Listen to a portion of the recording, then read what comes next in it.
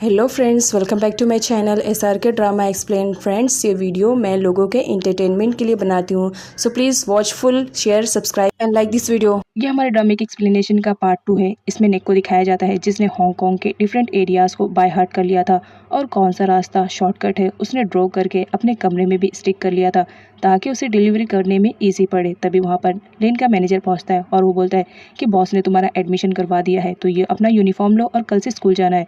अब यहाँ पर नेक देखती है, वो बोलती है इतना ज़्यादा छोटा यूनिफॉर्म है, मैं इसे पहनकर नहीं जाऊँगी। जिस पर मैनेजर कहता है तुम्हें यही पहनकर जाना पड़ेगा क्योंकि उस स्कूल के रूल्स एंड रेगुलेशन है। तभी मैनेजर की नज़र वॉल पर पड़ती है जहाँ पर नेक ने बहुत सारे मैप को स्टिक किया था। वो पूछता है कि क्या तुम भागने की प्लानिंग कर रही हो, जिस पर नेक बोलती है मैं भला क्यों भागने वाली हूँ जब मुझे मालूम है कि तुम लोग मुझे वापस से पकड़ लोगे।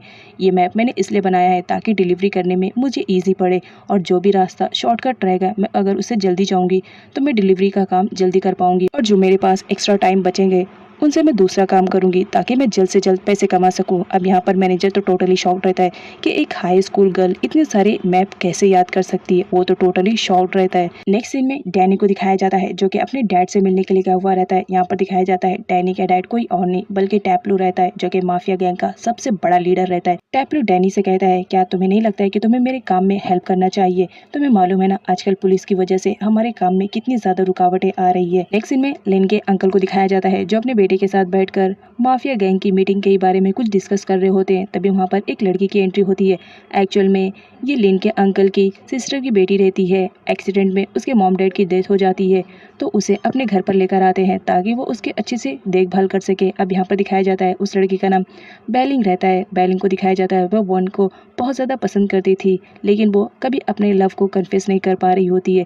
लेकिन यहाँ पर वॉन को दिखाया जाता है वो भी बैलिंग को बहुत ज़्यादा पसंद करता था लेकिन अपने डैड की वजह से वो कभी बैलिंग को बता नहीं पाया है कि वो उससे कितना प्यार करता है। नेक्स्ट सीन में नैक को दिखाया जाता है जहाँ पर वो डिलीवरी का काम करती है।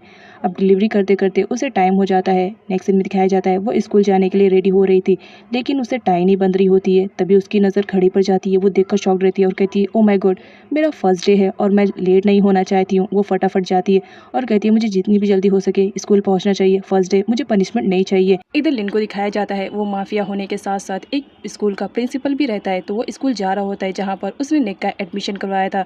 तभी नेक दौड़ते हुए आती है और वो मैनेजर से कहती है प्लीज़ मुझे स्कूल के लिए ड्रॉप कर दो ना क्योंकि मेरा बहुत ज़्यादा लेट हो गया और इस टाई की वजह से हुआ है। तुम्हारे स्कूल के रूल्स एंड रेगुलेशन कुछ ज़्यादा ही हाई लेवल के हैं, प्लीज़ मुझे ड्रॉप कर दो ना बिकॉज आज मैं किसी भी हाल में लेट नहीं होना चाहती हूँ। आज मेरा फर्स्ट डे है, बहुत ही अच्छा लगेगा अगर मैं जल्दी जाऊँगी। लेकिन लिन मना करता है कि ये कार मेरी है, तुम इसमें नहीं जा सकती हो।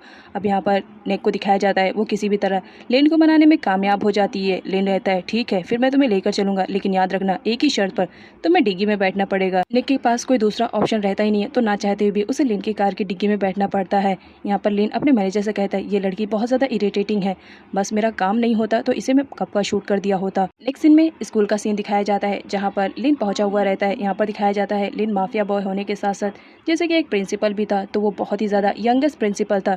तो जितनी भी लड़कियाँ वहाँ पर आई हुई रहती हैं, सारे स्टूडेंट्स, टीचर, सब के सब लिन पे लट्टू रहती हैं। तभी डिग्गी से आवाज़ आती है निक की कि जल्दी से ओपन करो अदरवाइज मेरा दम घुट जाएगा। लिन के कहने पर उसका ड्राइवर डिग्गी ओपन करता है जहाँ पर निक को दिखाया जाता है उसकी कंडीशन तो बहुत ज़्यादा ख़राब हो जाती है। डिग्गी में ट्रैवल करने की वजह से उसके बाल वाल सब बिखर जाते हैं। यहाँ पर जो स्टूडेंट्स रहती हैं निक की ऐसी कंडीशन देखकर उस पर हंस रही होती हैं। अब यहाँ पर निक को दिखाया जाता है उसे क्लास ढूंढने में भी काफ़ी ज़्यादा प्रॉब्लम हो रही होती है और फाइनली उसे अपनी क्लास मिल जाती है। निक का फर्स्ट डे रहता है और साथ ही साथ वो लेट भी रहती है। जब वो क्लास के अंदर इंटर करती है तो उसकी वजह से सारे स्टूडेंट डिस्टर्ब हो जाते हैं लेकिन टीचर ये कहकर माफ़ कर देती है कि तुम हमारे स्कूल में आज न्यू आई हो। निक अपना इंट्रोडक्शन देती है लेकिन कोई भी स्टूडेंट उसमें इंटरेस्टेड नहीं था। अब यहाँ पर निक को दिखाया जाता है वो टाई नहीं बांधी हुई रहती है तो जब वो अपनी डेस्क बेंच पर आती है और बैठती है तो टाई बांधने लगती है। तभी पीछे से डैनी की आवाज़ आती है तुम इतनी बड़ी हो गई हो और अभी तक तुम्हें टाई बांधने नहीं आती है। जिस पर नेक तो टोटली शॉक्ड हो जाती है और उसे मालूम पड़ता है कि डैनी उसका क्लासमेट है।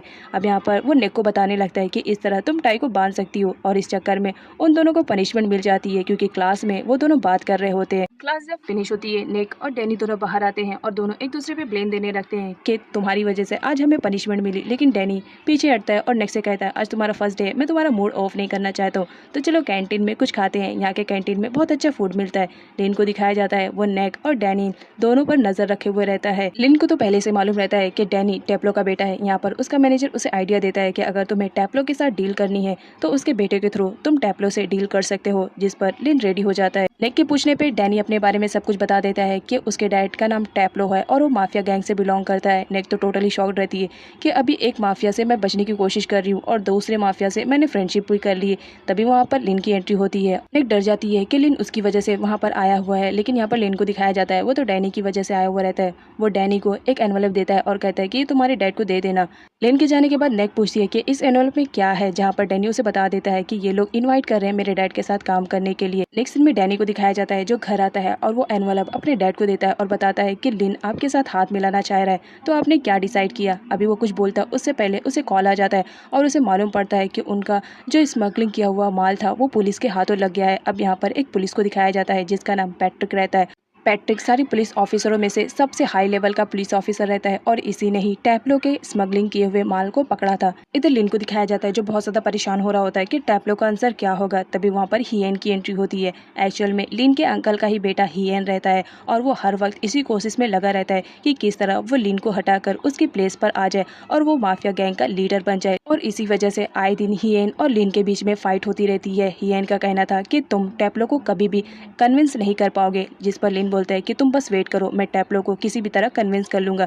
नेक्स्ट सीन में मैनेजर को दिखाया जाता है जहां पर वो लिन को आइडिया देता है कि हमारे पास एक ही पर्सन है जो टैप्लो को एग्री कर सकता है। लिन पूछता है कौन, जहां पर मैनेजर बताता है नेक। तुम जानते हो नेक जो भी है वो दिखने में ज़रूर छोटी लगती है लेकिन वो दिमाग की बहुत ज़्यादा तेज़ है। अगर वो हमारे काम आ सके तो क्यों नहीं उसे यूज़ करना चाहिए। देखना वो टैप्लो को ज़रूर इसके लिए रेडी कर देगी। इधर नेक अपने क्लास में रहती है जहाँ पर वो अपनी स्टडी कर रही होती है। तभी लिन के भेजे हुए आदमी वहाँ पर पहुँच जाते हैं और वो नेक को उठा लेते हैं और क्लास से ही उसे वहाँ से लेकर चले जाते हैं। नेक चिल्लाती रहती है लेकिन वो सीधा लिन के पास लेकर आते हैं। अब यहाँ पर वो लिन पर गुस्सा करने लगती है कि तुम्हारी हिम्मत कैसे हुई मुझे इस तरह यहाँ पर लाने के लिए। लेकिन तभी उसे रियलाइज होता है ओ माय गॉड मैं किससे बात कर रही हूँ, ये लिन है माफिया गैंग का सबसे बड़ा लीडर।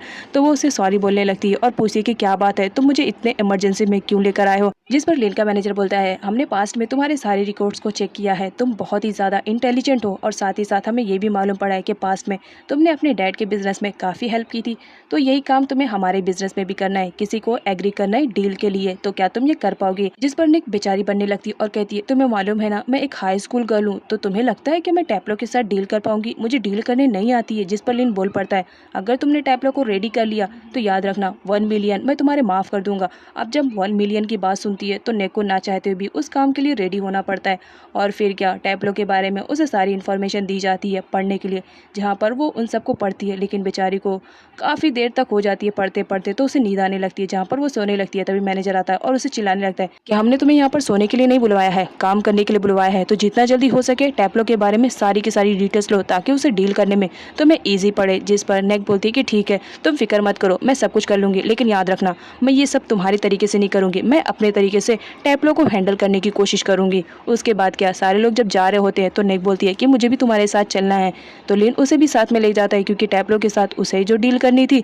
उसके बाद क्या नेक भी उन लोगों के साथ चली जाती है। उसके बाद जब सारे लोग लिफ्ट में जाते रहते हैं टैप्लो से मिलने के लिए, तभी नेक देखती है कि सारे लोग तो अपनी टाई बांधे हुए हैं और साथ ही साथ लिन ने भी अपना बॉ अच्छे से लगाया हुआ है, तो वो अपनी टाई को सही करने लगती है और दूसरे लोगों को देखने लगती है कि उन्होंने अपनी टाई को कैसे प्रॉपर किया है, जिसकी वजह से लिन बहुत ज़्यादा इरिटेट होने लगता है। उसके बाद क्या वो नेक को बोलता है चुपचाप खड़े रहो और देखो टाई कैसे बांधते हैं, और उसके बाद लिन खुद ही नेक की टाई बांधता है, जिसे देखकर सारे लोग तो शॉक रहते हैं कि हमारे माफिया बॉस को क्या हो गया, एक हाई स्कूल गर्ल की टाई बांध रहे हैं। लेकिन वो लोग कुछ भी नहीं बोलते हैं क्योंकि वो उसका बॉस जो रहता है। इधर टैब्लो को दिखाया जाता है जब वो नेक को देखता है तो उसके दिमाग में अजीब अजीब सी बातें आने लगती है और वो कहता है कि लिन ने एक हाई स्कूल गर्ल को भेजा है ये डील करने के लिए, लग रहा है मुझे लिन को पहले ही मना कर देना चाहिए था, वो मेरे लेवल का नहीं है। जिस पर हमारी नेक को दिखाया जाता है वो अपने माइंड का यूज़ करते हुए किसी भी तरह टैप्लो को रेडी कर लेती है उस डील के लिए, और टैप्लो उसकी बातों से बहुत ज़्यादा इम्प्रेस हो जाता है। फर्स्ट टाइम वो किसी ऐसी लड़की से मिला था जिससे वो बहुत ज़्यादा इम्प्रेस हुआ था, इस वजह से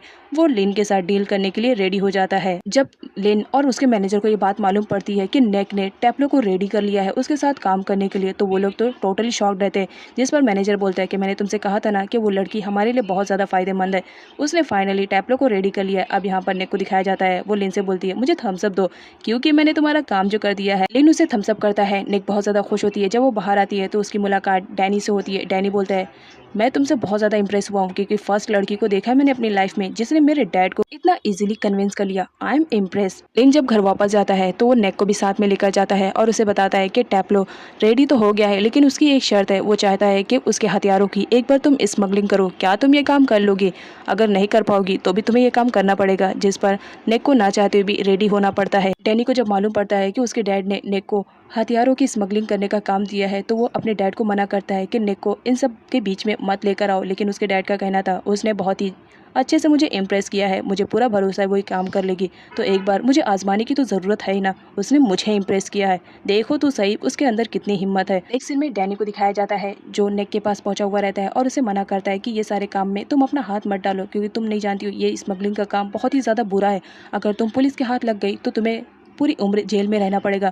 लेकिन नेक का कहना था कि मुझे किसी भी तरह 1 मिलियन अपने कम करवाने हैं ना, तो मुझे ये काम करना पड़ेगा। और तुम हो ना मेरे बेस्ट फ्रेंड, तुम तो मेरी हेल्प करोगे। और ये कहते हुए दोनों मस्ती कर रहे होते हैं, जहाँ पर लिन उन दोनों को देख लेता है मस्ती करते हुए। लिन भी टोटली शॉक्ड रहता है, उसे तो कुछ भी समझ में नहीं आ रहा होता है कि एक हाई स्कूल गर्ल ने टैप्लो को कन्विंस कर लिया है। नेक्स्ट सीन में दिखाया जाता है जहाँ पर निक बहुत ज़्यादा परेशान हो रही होती है कि वो किस तरह हथियारों की स्मगलिंग करेगी। वो बार बार सोचती है, तभी उसके दिमाग में एक आइडिया आता है। वो बोलती है अब मुझे यही काम करना पड़ेगा। उसके बाद वो अपना आइडिया बताने के लिए जाती है डैनी के पास। डैनी जब नेक का आइडिया सुनता है तो टोटली शॉक्ड रहता है कि इतनी छोटी लड़की के दिमाग में इतने बड़े बड़े आइडिया कैसे आते हैं। नेक्स्ट सीन में दिखाया जाता है जहाँ पर नेक को फर्स्ट सैलरी मिल चुकी हुई होती है और वो सैलरी लेकर आई हुई रहती है लिन के पास और उसे देती है कि लो, फाइनली ये मेरी फर्स्ट सैलरी है जो मुझे मिल गई है और मैं ये आपको पे करने के लिए आई हूँ। चलो कुछ तो कम हुआ होगा मेरे कर्ज में। यहाँ पर नेक को दिखाया जाता है वो मैनेजर से मिलने के लिए आई हुई रहती है ताकि वो उनसे अपना आइडिया शेयर कर पाए और किसी भी तरह उनसे हेल्प ले सके। लेकिन लिन वहाँ पर बैठा रहता है, इस वजह से वो मैनेजर से बात नहीं कर पाती है। तो लिन बोलता है अब तुमने मुझे पे कर दिया है तो तुम्हें यहाँ से जाना चाहिए, जिस पर जो हमारी नेक रहती है वो वहाँ से जाने लगती है। तभी एंट्री होती है जेनी की। अब यहाँ पर जेनी को दिखाया जाता है वो आते ही लिन के पास जाकर बैठ जाती है और उसे किस करने लगती है। जब ये सीन देखती है नेक तो टोटली शॉक रहती है और वो सीधा अपने फेस पे हाथ रख लेती है और वहाँ से जाने लगती है, जिस पर लिन बोलता है कि मैंने तुम्हें ऑर्डर नहीं दिया है जाने के लिए, तो तुम्हें यहीं पर रुकना पड़ेगा और अगर तुम मेरे बगैर परमिशन के यहाँ से जाओगी तो याद रखना तुम्हारा जो 1 मिलियन मैं माफ़ करने वाला था वो नहीं माफ़ करूँगा, उल्टा बढ़ा दूंगा।